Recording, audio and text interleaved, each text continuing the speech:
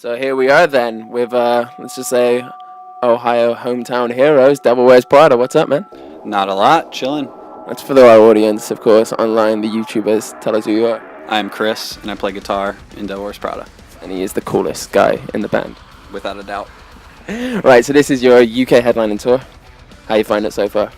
Well, this is only the third show, but the shows have been awesome. We're in bigger venues than we were last time, and people know the words, so I couldn't really ask for more. It's always a good thing in there. Yeah, it's good. Looking into the audience and not reacting, you're like, are you guys at the right show?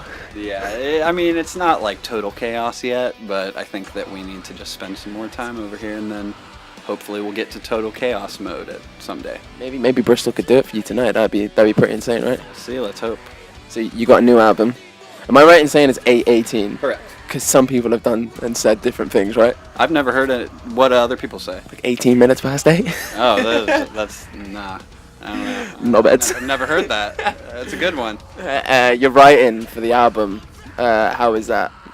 Well, pretty much the same as like the past few. The more like metal technical songs I tend to create on my computer alone by myself.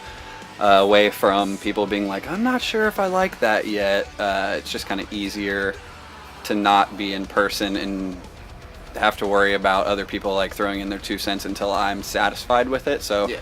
That's how we do like half the songs, and then the other half we jam as a whole band together. And it's kind of hard to get us all together because we live everywhere. So we meet up.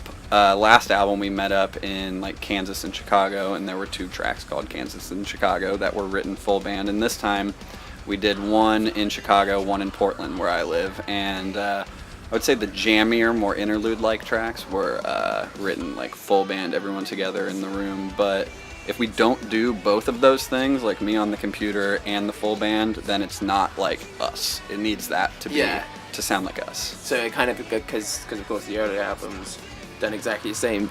Was it you just demoing at home? Is that how it kind of comes across, and then you kind of just show it to them and the guys, look what I got right here? Yeah, most definitely. I write like both guitar parts, drums, the bass, and all that, and then sometimes it ends up pretty much the exact same on the album, but sometimes everything just gets chopped up and flipped around backwards and all that. But generally, yeah, I just sit down on my computer, demo it out, and we didn't really do that before like Zombie EP really. So if you notice kind of the change in sound right there, it's because we kind of like started going at it from that angle a little bit differently.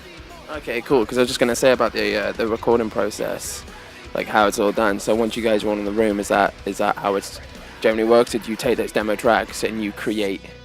Are they the final mixes? You know what I mean? So basically every single album from Zombie EP on exists in final demo form before we even go into a producer to record. So like we'll record everything during our jam sessions. I then take the recordings of the drums and I like click it out in program drums and make all these versions, and then we send those to the producer, which allows them to like chop it up and be like, oh, move this chorus here, because they have a physical thing to work with. And it's just a lot easier than going in and saying, like, we have this idea for a song, you want us to play it for you? It's just easier to have these versions. So technically, there is an entire 8/18, an entire Dead Throne, an entire Zombie EP that exists that are recorded by me instead of those people, and those are the demos. So yeah, there's always 2 versions by the time everything is done. There you go, kids. How to record by the Devil Wears Prada. That's awesome.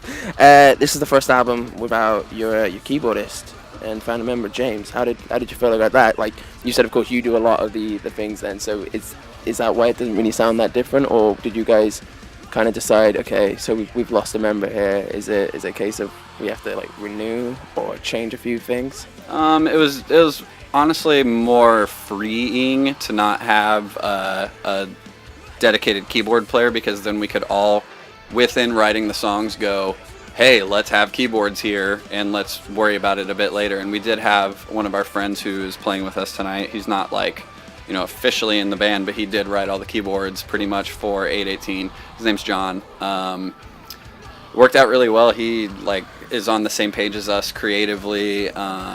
We would just tell him, capture this, do this, and he's very good at taking ideas and making them come alive. So it was actually a lot easier and a lot more of a productive process, because this record, he would be an extra like person coming in and saying, hey, if you change the guitar chords here but left the singing part the same, it would completely change everything, blah, blah, blah, blah, all that kind of stuff. And when we have a keyboardist in the studio with us, we can do that because he can change his parts, whereas before, James would always go to a different studio, so whatever he sent us, it was either this is going on the record or this is getting muted, I guess, you know, and that's just not the best way to get the best parts. You would want to, of course, it worked in the past. On it. Yeah, of course it worked.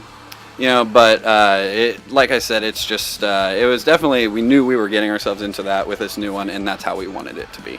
Nice, man. You've got a upcoming US tour, November and December. Yeah, it's gonna be long. That's gonna be a hard one. Have you got some time off before that? I'm hoping you have. Yeah, I got like 2 weeks, and then I head out for another like 2 months. So so where you hitting? It's pretty much full U.S. and then we do some Canada dates as well. We don't hit like every city, but we try to pretty much span the entire thing. Yeah, where the kids are demanding, I'm assuming. Yeah, like if it's one of those things where if we don't play in this city, we at least play in one that's close enough for people to feasibly drive to. So, yeah, it's going to be cool. It's with The Ghost Inside is on it, a band called Volumes, and a band called Texas in July. Nice. Yeah, it's a heavy lineup, I would say. You toured with The Ghost Inside before? Yeah, quite a few times. I think we were over here with them. I forget what tour it was. We've done probably like, they all kind of blur together in my head, you know, just because this is it's you guys. Yeah, seriously. I don't know. It's like I just don't remember like this tour before this one. But yeah, we've played with Ghost Inside many times. Great dudes. That's insane. Because my next question is basically the excessive touring lifestyle, which we've touched upon before. And of course, you mentioned a few of you guys have got family, a few of you guys have got a lot of things at home.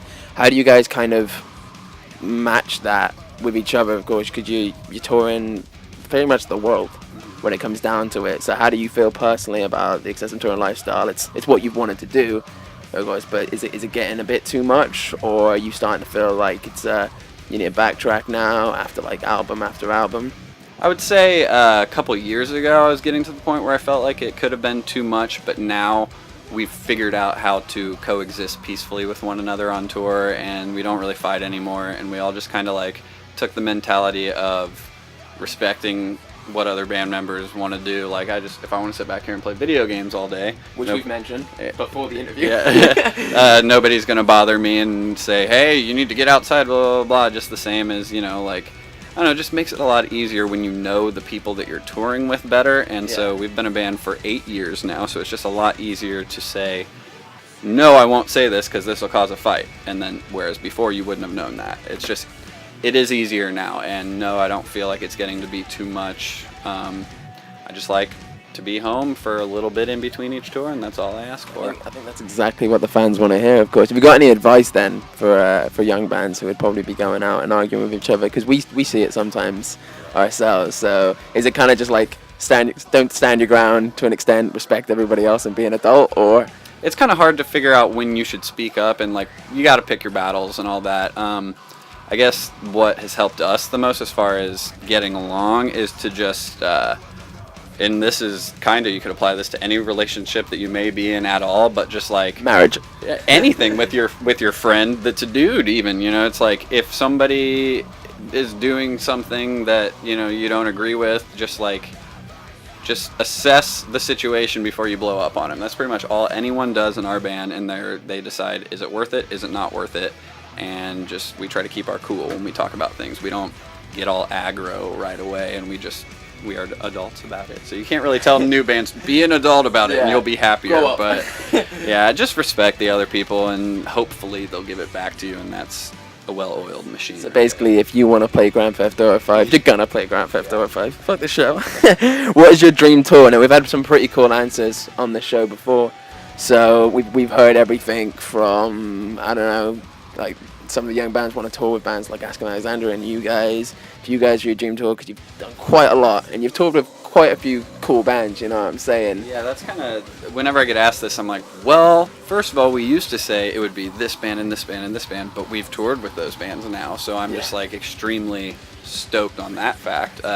We always, in the past, said we want to tour with Slipknot. They seem like the biggest act that is still like mainstream, but it still makes good music and is still interesting and all that. So Slipknot is still up there as a band that we'd like to do another tour with, just because they rock. And I don't know, like in the past it was the Under Oath, and then we got the Under Oath tour, and then it was like, well, we want to tour with As I Lay Dying, and we got the As I Lay Dying tour. And so I don't know, man, at this point the only band left is Linkin Park. Like, I don't know, they were my favorite band growing up. It's definitely just like a guilty pleasure type thing, but that's the only band that I was like obsessed with as a kid. I was on the street team. Yeah. The Ohio one? Oh no, the official first Linkin Park street team, and I got like a CD that like goes for a bunch of money on eBay and everything. Like, I was legit. This is 2001, man. That's insane. I was active on the message boards. Like, I was a super fan. You get Mike, listen to me. So basically, you just kind of touched upon it, because the next question was proudest moments, but I'm assuming when you guys got the call about the Slipknot thing, you were like, yeah, that was pretty cool. Just every time anything good happens, it's like a proudest, like, you know, just I don't know, proudest moments in the band the proudest moment that I've experienced while in the band was when my daughter was born. That was good, and it was just nice because the band blacked out like a couple months for me to take some time with that, and I didn't think that it was going to be as easy as it was being in the band to be at home, being a dad, like right away. So, and that happened, and it was awesome. So that was something that I was very happy about. But as far as like success stuff goes, it seems like when everything is going well, it's hard to pick something that's the best. It's all good. So that's cool, man. I like that. Especially. So last question then. Future plans. Release the album, UK tour, US, you of course going to Canada. What's happening afterwards? We're probably going to participate in some sort of summer festival tour in the US, like one of the bigger ones. I won't name names of them, but we are probably going to do one of those. We can guess. Yeah, one of those, something like that. It's not official yet, so that's why I say probably. But and then, you know, a lot of people don't understand the fact that the new CD just came out, but it was finished being recorded like 6 months ago, so I haven't been writing for like half a year, so I need to start writing again soon. So writing records, and then just I'm not exactly even sure if we're booked out much past summer, but up till summer it's just going to be touring and writing. There we go, just summer and spend time at home. Yeah, hopefully. Cool, man. Thank you so much for this interview, bro. Still kicking ass on Grand Theft Auto 5. It's a Proudest.